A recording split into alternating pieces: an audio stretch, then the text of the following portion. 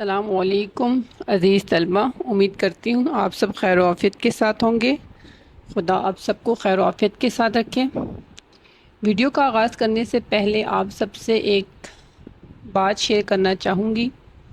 میرے اکثر اسٹوڈنٹس مجھ سے سوال کرتے ہیں کہ اردو کو بطور مضمون کیوں پڑھایا جاتا ہے جبکہ ہم بچپن سے اردو بولتے ہیں، سنتے ہیں، سمجھتے ہیں۔ لیکن اس کا جواب میں نے چاہا کہ آپ سب کے بھی گوشے گزار کروں کہ کوئی بھی زبان جو اپنے ملک ہے، علاقہ ہے، اس کے لحاظ سے بہت اہمیت کا حامل ہوتا ہے۔ تو جیسے اردو ہے، اردو ہماری قومی زبان ہے۔ یہ صرف بات چیت کا ذریعہ نہیں بلکہ ہمارے خیالات، جذبات، ثقافت اور تہذیب کی نمائندہ زبان ہے۔ تو اردو میں بچے نہ صرف اپنی بات بہتر انداز میں کہہ سکتے ہیں، اپنے احساسات کو خوبصورتی کے ساتھ بیان کر سکتے ہیں، جو کہ آپ کی اپنی زبان ہے۔ جتنی خوبصورتی کے ساتھ، جتنے بہتر انداز کے ساتھ آپ اپنے خیالات کا، اپنے احساسات کا اردو میں اظہار کر سکتے ہیں، کسی اور زبان میں نہیں کر سکتے۔ خاص طور پر پاکستانی بچوں کے لیے بات کر رہی ہوں، ہماری جو قومی زبان اردو ہے۔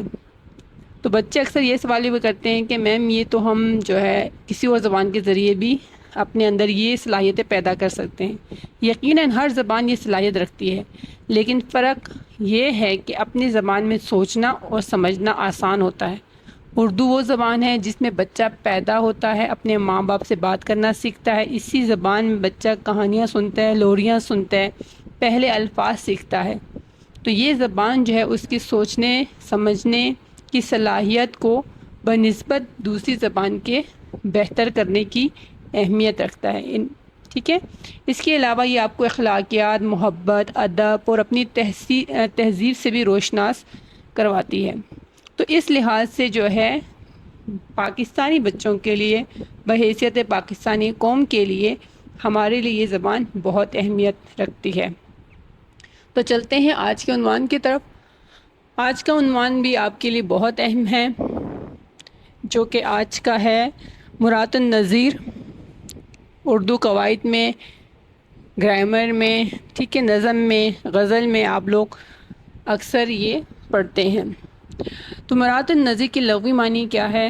مرات کا مطلب ہے لحاظ رکھنا، نظیر کا مطلب ہے ہم معنی یا ایک جیسی چیز، لہٰذا مرات النظیر کی لغوی معنی ہے ہم معنی یا ایسے ایک جیسے الفاظ کا لحاظ رکھنا۔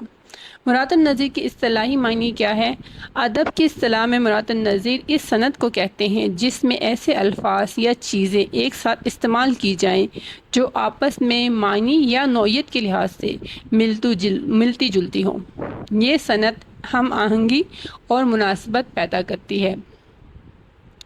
تو اس کی کچھ مثالیں آپ کے سامنے پیش کرتی ہوں، جیسے دل، جگر، آنکھیں۔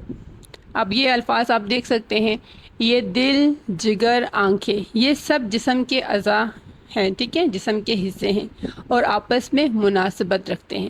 اس لیے اگر ایک شعر یا نثر میں یہ لفظ یا الفاظ اکٹھے آئیں تو یہ مرات النظیر کہلائے گا۔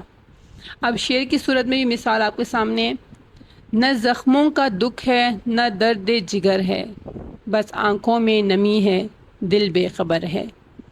اب یہاں پہ دیکھیں، زخم، درد، آنکھ، دل، سب ایک ہی جذباتی یا جسمانی کیفیت سے متعلق الفاظ ہیں، اس لیے یہ مرات النظیر ہے۔